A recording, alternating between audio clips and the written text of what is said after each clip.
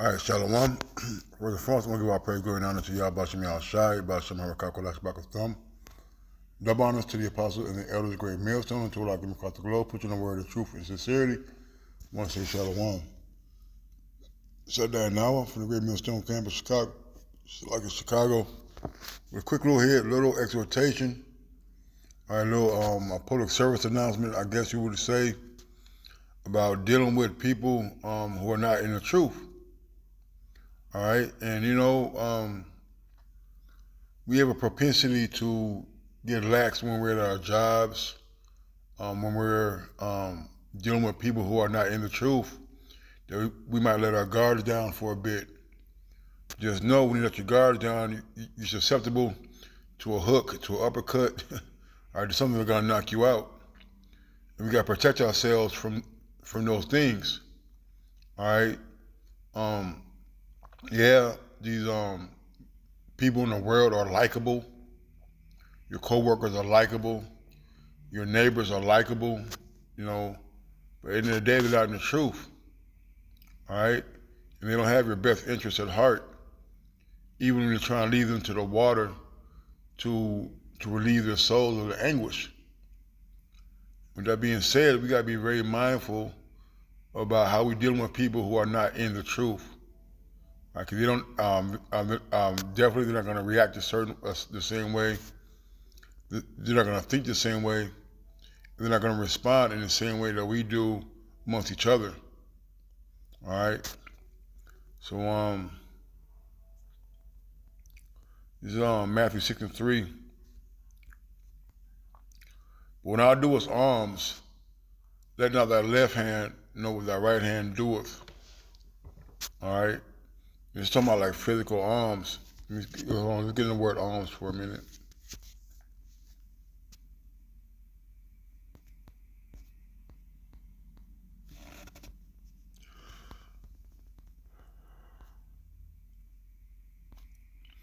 Alms, it says mercy, pity, especially as exhibited in giving alms, charity, the benefaction itself, donation to the poor, alms.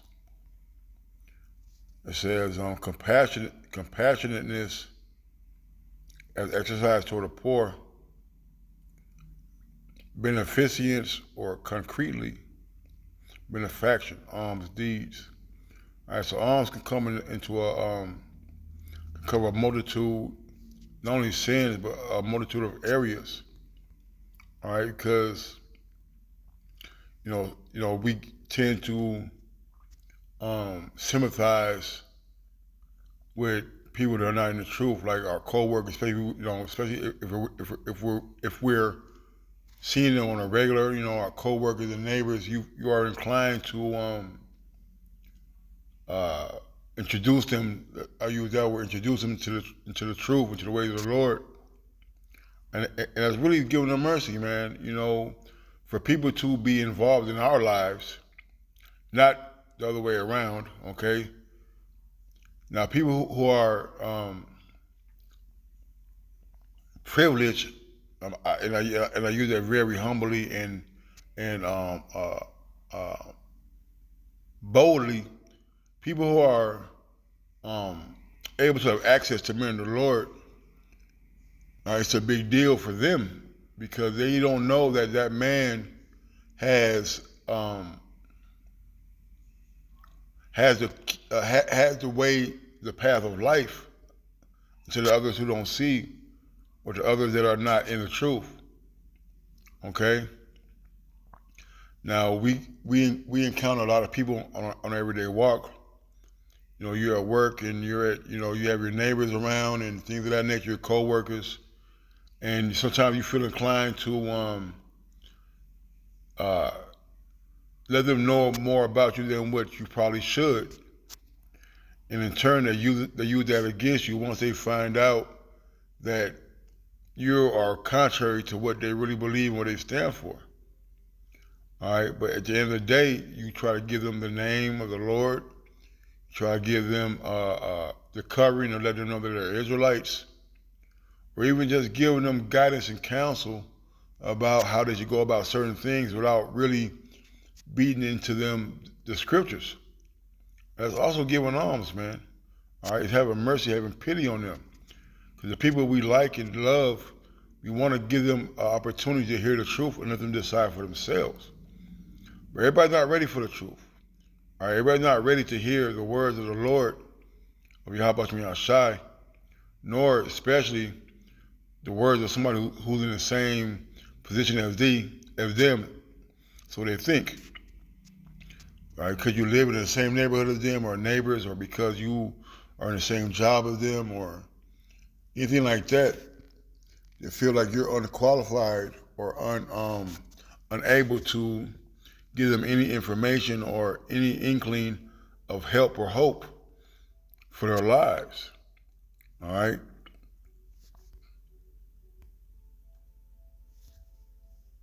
So now do with alms. Let the left hand know the right hand is doeth. All right? Because we got to understand that we're Clark Kent and Superman. All right? The world is really on a need-to-know basis. All right? And it's much more so when you're dealing with a smaller number of people. Okay? You can't let everybody know that you know the breakdown of these scriptures, that you know that you're an Israelite, that you're against homosexuality and pedophilia and, things of that nature. You're against holidays and birthdays and abominable foods and things like that. And these people don't need to know those things, man. Right? When there's a Christmas party coming up and they're ordering a whole bunch of food and, they got the pizza with the pork on it. They got the salad with the ham in it. They got the spaghetti with the Italian sausage in there. You don't gotta say that. Oh, that's an abomination, or I'm an Israelite and I don't. No, just simply refuse. Or you can lie, and I'm saying this because the scripture said like you can deceive them. All right, with any excuse that you may have already. Makes me sick, or I'm allergic to it. All right, I just don't like it. But you don't have to let them know that the Lord said you can't eat this.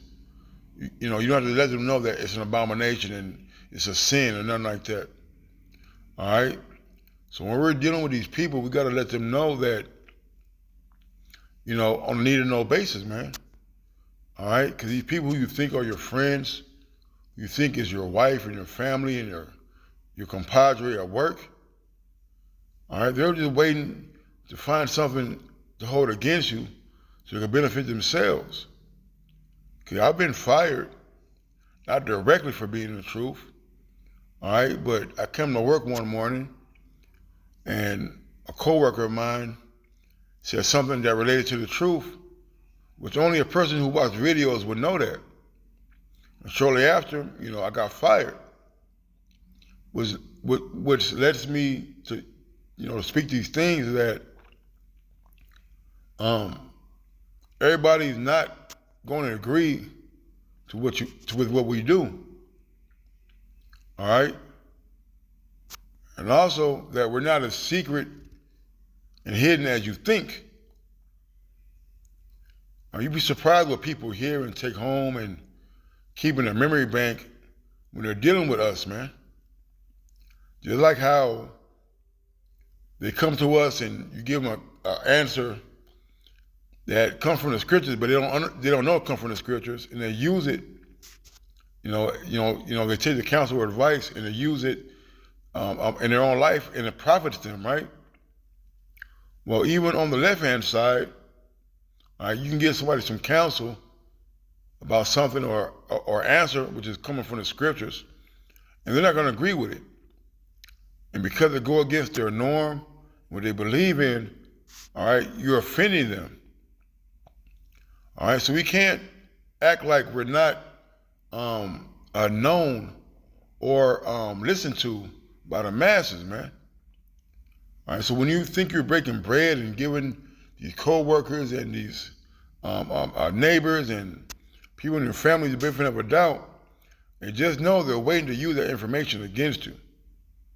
All right?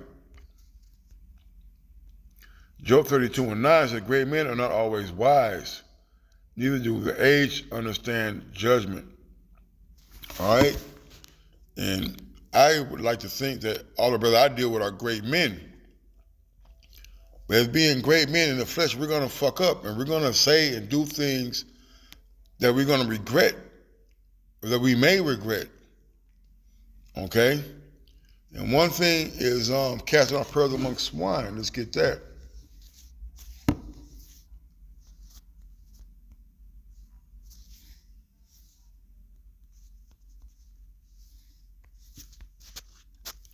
Matthew 7:6, give not that which is holy unto the dogs, neither cast ye pearls before swine, lest they trample them under the feet and turn again and rend you. All right, so we have a gift, okay? And I would like to relate this gift as a present on your birthday. That gift and that present is for you. It's not for your sister, your brother, for your aunties or cousins. All right? That gift is for you to cherish, for you to take care of. Well, this truth is like a gift from the Lord, from the Heavenly Father. All right? And that gift is not meant to be shared with just anybody.